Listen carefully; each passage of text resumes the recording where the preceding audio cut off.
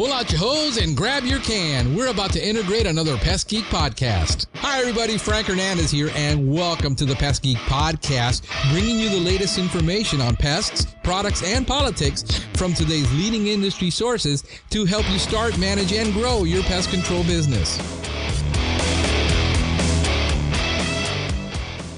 Stephen Vantassel here, wildlife control consultant, giving you another episode of Living the Wildlife.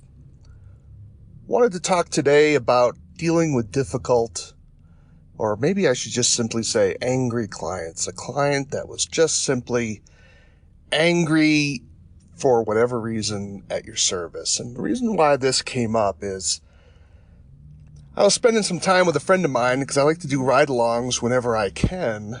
And we went out to this particular client's place, and my colleague did a thorough inspection, and I was helping a little bit, but he was crawling around the attic, and he gave the lady a price before he even arrived of what the inspection would cost. So that was clear from the get-go. And so my colleague does a thorough inspection. I was there. Photographs everything, gives the client a full-on report, multi-page, and even explained to the client how to trap mice better because there was a mouse trap on the floor and it wasn't positioned properly, and basically informed the client that they didn't really have a significant issue. There was no scare tactics. The problem that the client was claiming to have was fairly minor, in terms that it could be handled in a different way, but that would have been an extra cost to handle that particular problem. But in terms of the integrity of the house itself, there was no brazen example of the animal that the person was complaining about was in the structure itself. It was just simply on the exterior of the structure. And that would have been, a relatively simple possible solution to resolve it, but that would have been an extra cost.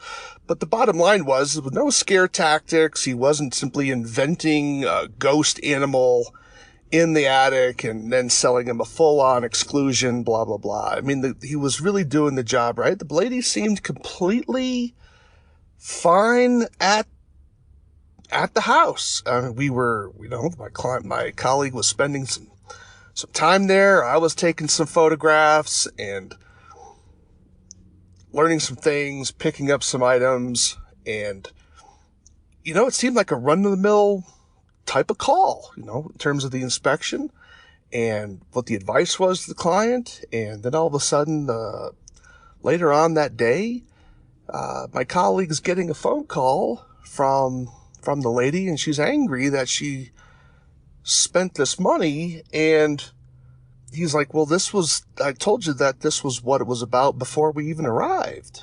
And what you have here, in my opinion, is a classic case of buyer's remorse. And that sometimes people get into a panic, they get concerned, and they make a call, and they want to come out, and you tell them you don't use the scare tactics, and you basically say, look, the fear that you may have had, or that isn't really a problem or it's a much smaller problem than you thought.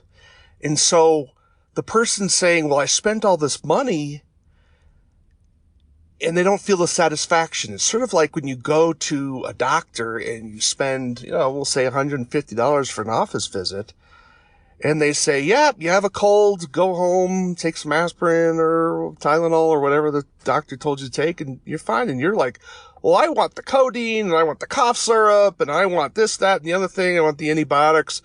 And you're angry at the doctor for telling you something that you're not as sick as you thought you were, or that you just need to grin and bear it and wait till it works its course. It's kind of that feeling, and that's what I suspect this person was going through. My point is that understand that sometimes even when you give quality service and you're clear with what you're doing for the client, it doesn't necessarily mean the client fully heard what you were going to do. And I wish I had an easy answer to give you to solve that problem forever, because the reality is humans are too complex, and there comes a point where you could try to say, well, initial here, initial here, initial here, initial here, and it doesn't mean the person's actually listening to you.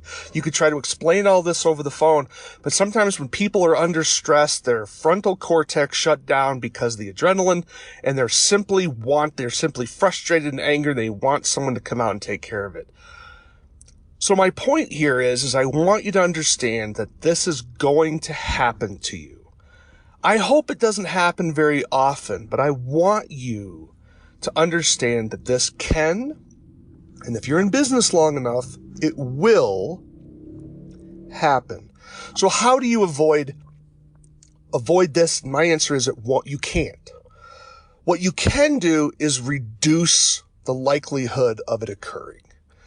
So this means that when you're talking with the client on the phone, that you're pre-qualifying them, that they understand what they're getting to the extent that you can make that possible for them to understand. Number 2, always be giving them quality service. So if you're doing an inspection, you're giving them a quality inspection. You're giving them a thorough inspection. You're giving them documentation. So if you're not finding problems, you're saying, look, I haven't found any problems. And that's part of the deal, but you're always telling the truth. The good, the bad, the ugly, but you're always being frank and honest with them in a manner that's not creating paranoia, and it's not understating problems when they're real problems. And then you have to understand that sometimes, even when you're doing that and you're answering the client's questions and you're getting the money, sometimes a client may still not understand. And they're angry because now the adrenaline is gone and they're looking at the bill and they're getting buyer's remorse.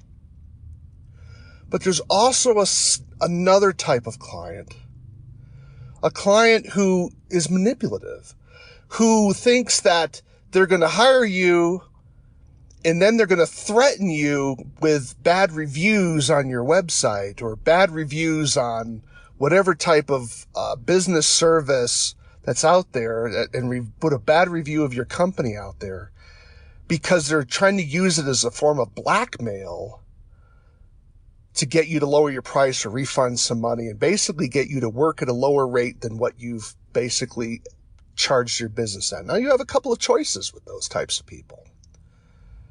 You can simply knuckle under and give them some money and make them happy. Doesn't guarantee you're going to get a good review. You may just lack getting a bad review.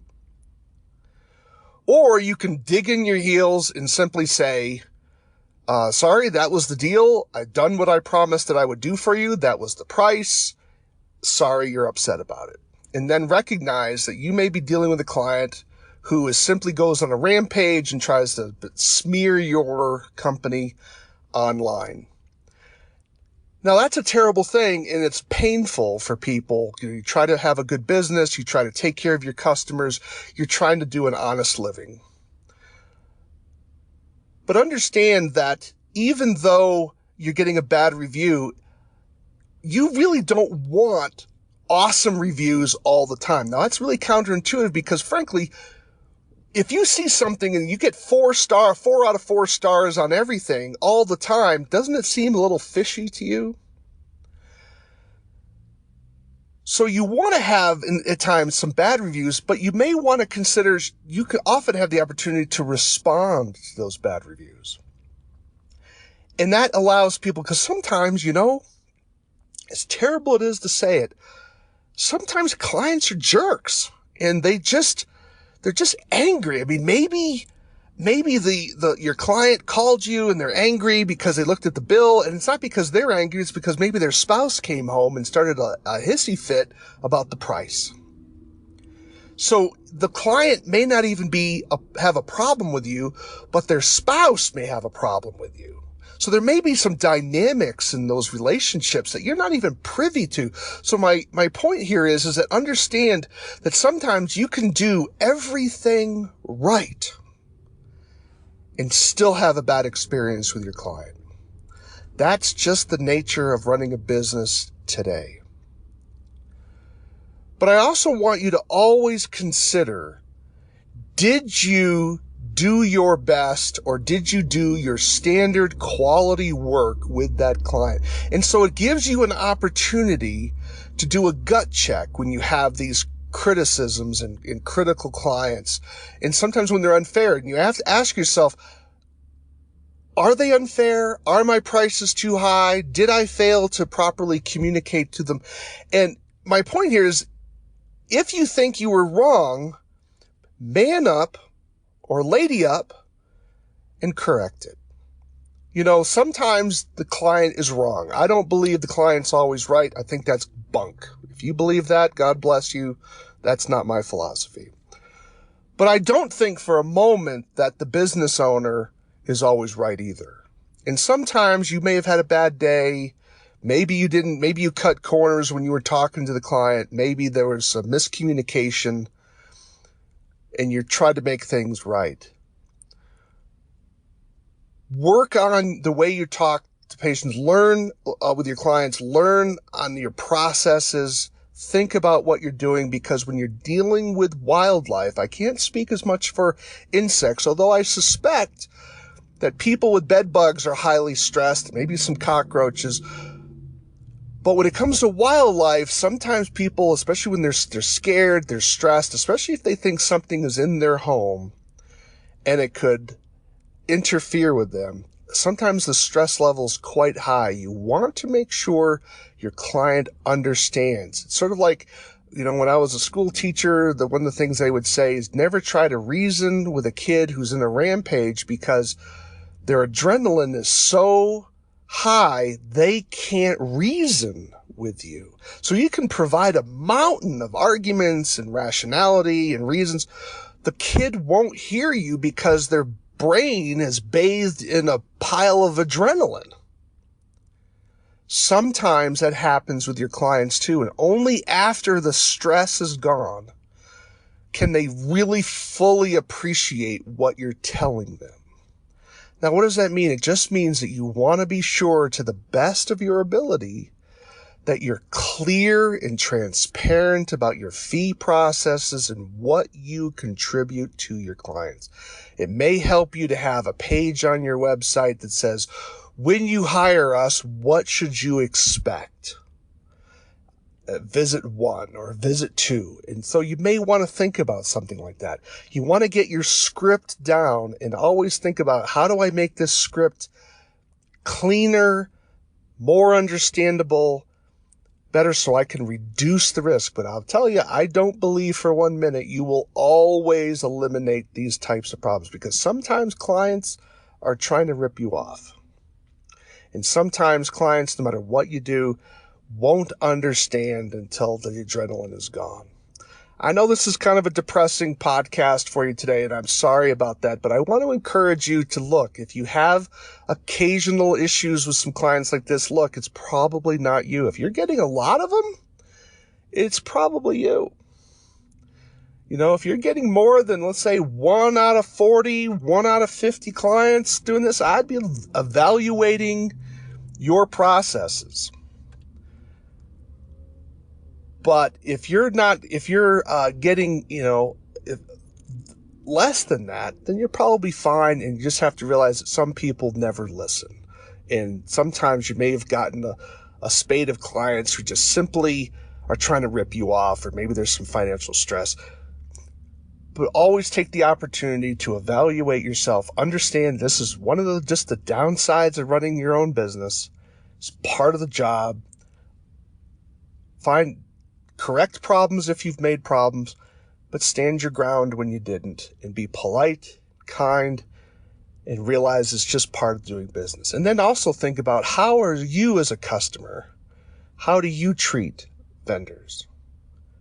And see things from different perspectives, to be truthful, honest, and fair. And that's what I hope you're going to take away from this today. I'm Stephen Vantassel, wildlife control consultant. Hey, be safe out there. Have a great day. Back to you, Frank. Thank you for listening to the Pest Geek Podcast. If you have enjoyed the Pest Geek Podcast, please give us a rating, write a review, or subscribe to the channel. You can join the Pest Geek Society by visiting pestgeekpodcast.com. Thank you for listening. See you next time.